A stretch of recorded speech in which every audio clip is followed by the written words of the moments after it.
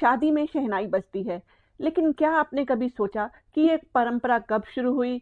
क्या ये कोई मुगल या मुस्लिम वाद्य यंत्र है, या फिर हम बिना जाने ही अपनी संस्कृति को पराया मान बैठे हैं?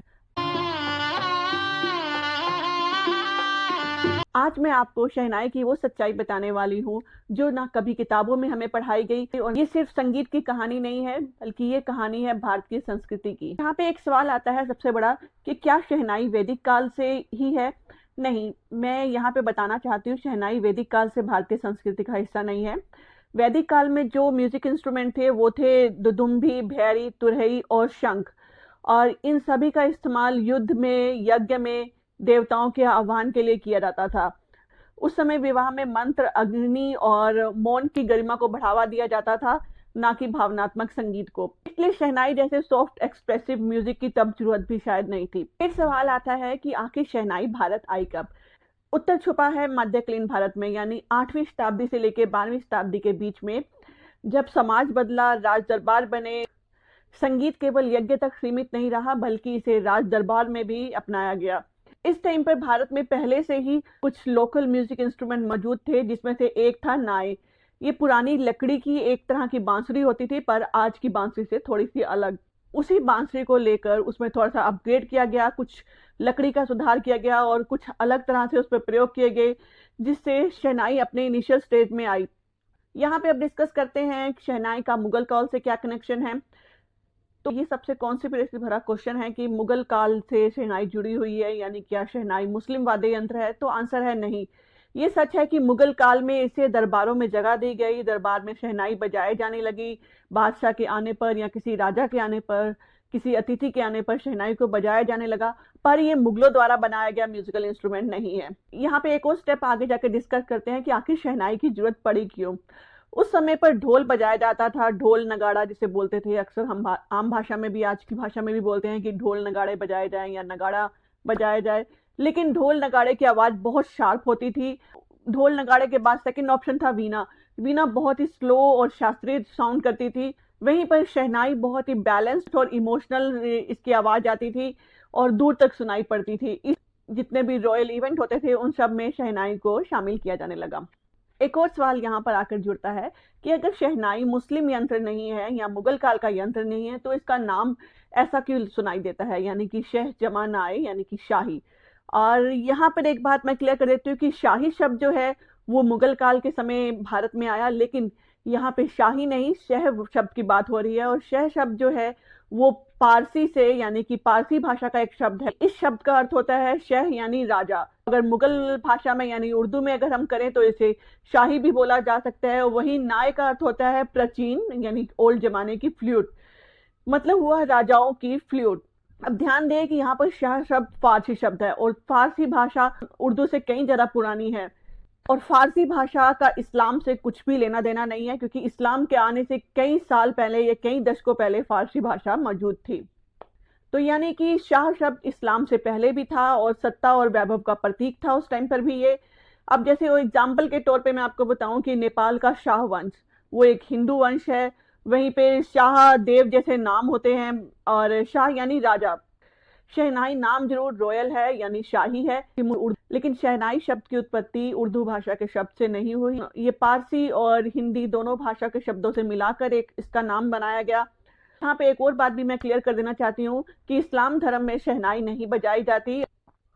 इस्लामिक धर्म परंपरा में किसी भी म्यूजिकल इंस्ट्रूमेंट की जगह नहीं है, और यहाँ तक कि मस्जिद में भी संगीत को बजाने की परमिशन नहीं है। तो इन सब बातों से ये तो क्लियर हो जाता है कि शहनाई जो है मुस्लिम परंपरा या फिर मुगल परंपरा का हिस्सा नहीं है, और ये हमेशा से सांस्कृतिक रही है, हमारी संस्कृति का हिस्सा रही है। इसलिए इसे मुस्लिम धार्मिक वाद्य यंत्र कहना ऐतिहासिक रूप से गलत है।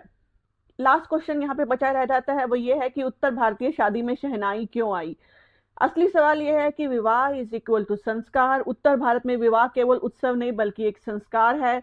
शहनाई की ट्यून जो है वो बहुत सीरियस, इमोशनल और प्योर साउंड होती थी, जबकि ढोल की जो आवाज थी वो बहुत उछल कूद और बहुत तेज आवाज होती थी। लेकिन शहनाई जो है वही मन को स्थिरता देती थी। इसीलिए वर आगमन पर, मंडप में प्रवेश करने पर शहनाई को बजाया जाने लगा। शहनाई की वो जो इमोशनल टोन थी उसी की वजह से शहनाई इन सभी इमोशनल मूवमेंट का एक इम्पोर्टेंट पार्ट बन गया। शादी हो या बच्चे का जन्म हो, सभी तरह के शुभ अवसरों पर शहनाई को बजाया जाने लगा। अब डिस्कस करते हैं कि यानी कि इसकी साउंड के पीछे क्या साइंस है। शहनाई की फ्रिक्वेंसी जो है वो इंसानी आवाज के बहुत करीब होती है और मीडियम पिच होती है और कंटिन्यूसली इसमें थोड़ी थोड़ी स्लो वाइब्रेशन रहती है। इससे दिमाग शांत होता है, भावनाएं जागती हैं और संस्कार की गंभीरता महसूस होती है। इसीलिए शहनाई को हर मंगल अवसर पर बजाया जाता है, लेकिन वहीं पे सभी शोक अवसरों पर शहनाई का बजाना वर्जित किया जाता है। यदि आपने ध्यान दिया होगा कि 15 अगस्त और 26 जनवरी जैसे शुभ अवसरों पर भी अक्सर शहनाई को बजाया जाता था और हमारे देश के मशहूर शहनाई वादक उस्ताद बिस्मिल्लाह खानी से बजाया करते थे। हालांकि आज वो हमारे बीच में नहीं है। यहाँ पे डिस्कस करते हैं कि शहनाई वर्सेस ढोल वर्सेस शंख। शंख यानी कि आध्यात्मिक और देवताओं के आह्वान करने के लिए और युद्ध में भी बजाया जाता था। अक्सर महाभारत के युद्ध में ऐसा वर्णित है कि महाभारत के युद्ध में रोज सुबह युद्ध शुरू होने से पहले शंख बजाया जाता था और उसी की आवाज से युद्ध शुरू किया जाता था। और वहीं dhol is equal to festival and celebration, लेकिन शहनाई में है संस्कार और भावनात्मक कनेक्शन। इसीलिए उत्तर भारत ने शंख को मंदिर में रखा, ढोल को अपने सभी फेस्टिवल पर बजाया जाने लगा और शहनाई को अपने संस्कारों का हिस्सा बना दिया। लोगों को शायद ये भी कंफ्यूजन होगी कि क्या महिलाएं शहनाई नहीं बजाती या उनको शहनाई बजाने पे किसी तरह का कोई प्रतिबंध है। तो बिल्कुल ऐसा कोई किसी तरह की धार्मिक रोक नहीं है या किसी भी तरह का कोई सोशल रोक नहीं है उनके शहनाई बजाने पर। बट टेक्निकली रूप से ये थोड़ा सा डिफिकल्ट है, क्योंकि इसमें शहनाई बजाने के लिए आपको बहुत सारी ब्रीथिंग प्रैक्टिस करनी पड़ती है। यहाँ पर उत्तर भारत की महिलाओं ने खुद से शहनाई बजाने की बजाय मंगल गीत और लोकगीत गाना एक ज़्यादा इजी ऑप्शन समझा। एक और यहाँ पे एडिट पॉइंट है कि काशी में शहनाई को मंदिरों में बजाया गया, गंगा आरती के टाइम पर बजाया जाता है, यहाँ तक कि विश्वनाथ मंदिर में भी शहनाई को बजाया जाता है। मैं अभी रिसेंटली सोमनाथ मंदिर में भी गई थी गुजरात, और वहां पर भी रोज प्री रिकॉर्डेड शहनाई की ट्यून बजाई जाती है आरती के समय। तो आज के मॉडर्न टाइम में शहनाई की जगह बैंड ने ले ली है, डीजे आया, लेकिन शहनाई अभी भी अपना रॉयल स्पेस बनाकर रखी हुई है। सभी मंगल परंपराओं में शहनाई की पहचान बनी हुई है। अगर आपने नोटिस किया हो तो अभी रिसेंटली अंबानी की शादी में भी शहनाई को बजाया गया था। तो अब ये क्लियर हो जाता है कि शहनाई ना तो कोई मुस्लिम यंत्र है और ना ही कोई मुगल परंपरा, ये भारतीय संस्कृति का ही एक हिस्सा है और जहां राज दरबार संस्कार ने मिलाकर इसे विवाह की आवाज बना दिया।